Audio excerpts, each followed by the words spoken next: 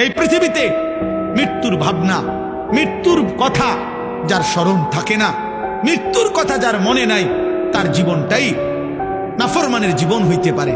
কোন ইমানদার অথবা কোন বিবেকবান যে চোখের সামনে মৃত্যু দেখছে, সে অহংকার করে কেমন?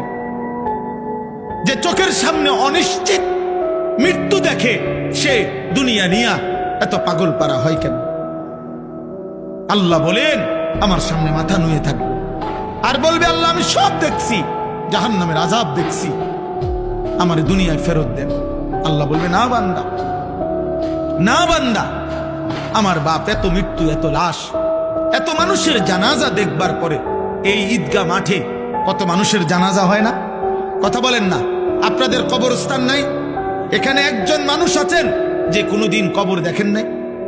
বলে না ভাই? একজন মানুষ আছে যে কখনো লাশ দেখে নাই, কোনো জানাজা পড়ে নাই? এত মৃত্যু, এত লাশ, এত জানাজা, আমাদের একটা বারও যদি আখেরাত মনে না করায়, এর কেমন শক্ত পাষাণ দিল হইল বাপ।